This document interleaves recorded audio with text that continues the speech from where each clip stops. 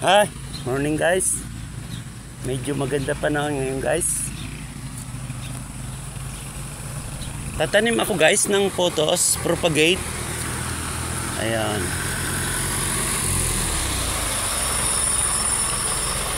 Ito pala guys sa kabila yung mga monstera ko pa guys. So ang dami. Umaakyat na siya guys. Ang daming monstera dito guys pero maliit pa. Ayan no. 3 piraso kaagad guys na monstera. Dinala yun guys sa paso. Dito yan no. Ayan. Siguro naalala nyo guys dati yung mga paso na gawa sa simento, di ba? May kulay. Naalala ko dati Kuya Jun ko gumagawa yan sa probinsya. Doon sila galing guys. Tapos yan umakit na guys. So, ang ganda. Monstera yan guys. Yan. Pinaikot ko yan guys. Nakaikot siya sa akasya. Ito guys, photos. Maganda rin to guys. Kasi may bumali. May pumutol. Buti na lang, sumanga uli. Isanga na lang yan guys, oh. Sumanga siya. Pero paakyat na. Mabubuhay naman yan. Bigla na lang yan guys, lalaki pag nakaakyat na. Nakakatuwa. Alam nyo guys, maraming natutuwa dito sa mga tanim ko. Maraming bumabati. Kasi dati to guys, tinatapunan ng basura pag walang tanim. Ito pa nga guys, oh, may mga nagtatanim na ganyan, oh. Papitik-pitik lang pag dumadaan, hagis dito, hagis doon. Nyari, nagmerienda, may daladalang supot, tapon dito. Guys, magpupropagate ako guys ng photos.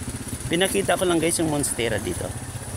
Akasya, ito guys yung unang akasya pag labas ng gate. Ito ang aming gate. Ito guys yung monstera ko, kung paano magparami guys. Pero dahon lang guys yung tanim nito monstera o kaya putos. May dala ako guys para ramihin ko. Tatanim ko sa mga puno. Galing to guys sa bahay. Ayan. Pero ano lang siya guys ganito. Pag pinutol mong ganito guys, tanim mo siyang ganyan, may ugat naman. Pero dahon. Ito guys, dami nito guys. Galing to guys sa bahay. Kunyari ganyan guys. Tatanim mo ganun guys. So. Kunyari ito guys. Pakita ko sample. Ito guys, oh. Yan. Putulin mo siya rito guys, oh. Yan. Ayan, putulin mo siya dito. Ayan. Ito guys, oh. Ganun guys, oh.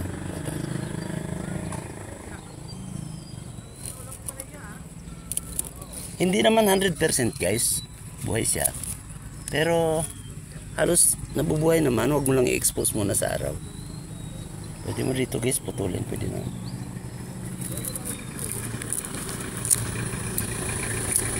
Ayun guys. Pag medyo taas guys yung bagong sibol, mahirap buhayin to eh. Taas. Yan. Pero tignan ko rin guys kung mabubuhay to. Ang dami nito guys. Siguro mga dami to guys pag nabuhay lahat. Mahigit 20 puno to guys, oh. Ayan. Bibigyan ko kayo guys sample ng pagtanim. Wala akong videographer guys Ito guys may dala akong paso. Kunyari guys, 10 puno. Ayan, oh. Patanim mong ganyan. Oh. Diba guys, oh, ayan. Tapos guys maglagay ka ng kahoy. Kasi babagsak siya kung walang kahoy. Ito, lagyan ko ng kahoy.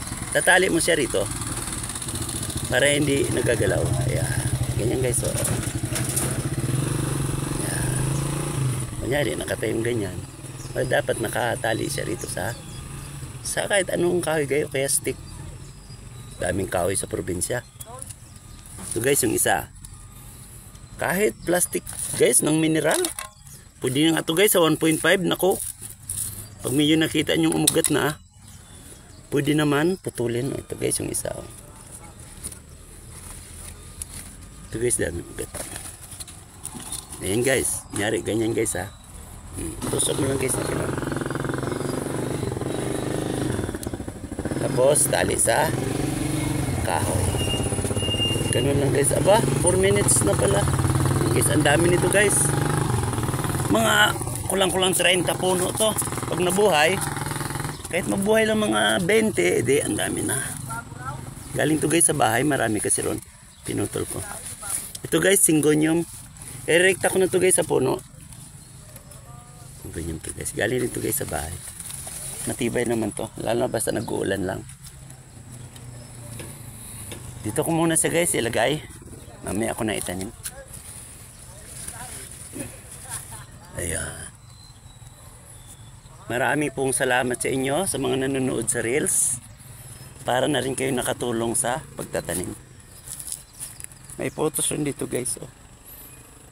Yung dati guys yung pinutol photos dinala ko rito. Ang ganda rin yan guys pag nagtuloy-tuloy.